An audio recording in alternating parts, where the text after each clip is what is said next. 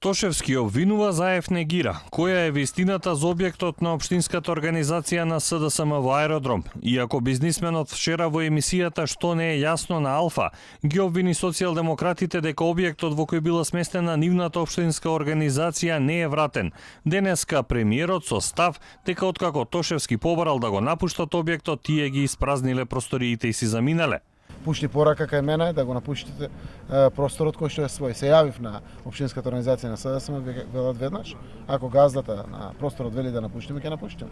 Отидоа, го испразнија просторот, ги предадоа клучевите и тоа е така. Ако треба да поделувам SMS пораки од тоа што сум добивал, на вистина е непринципијално. Но Тошевски потенцира дека деловниот објект кој бил собственост на неговиот син не му е вратен. СДСМ биле иселени преку ноќ и ја извадиле нивната табла, а тој го нема добиено клучот. Од 14 ноември до денес 13 декември, еден месец ме манипулира.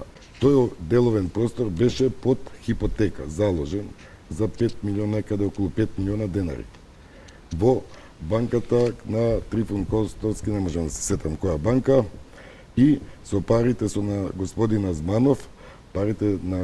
Азманов, повторувам, го исплатив кредитот, го префрлив објектот на име на син ми, до денеска сега, додека сум во емисијата, ниту ми е вратен клjuč, ниту деловниот простор. Тошевски исто така негира и дека СДСМ му плаќал закупнина за објектот за периодот додека нивната општинска организација била сместена таму.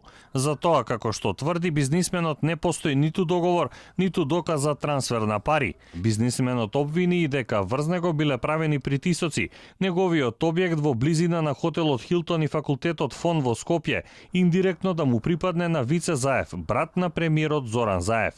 Вице Заев ги демантираше ваквите тврдења.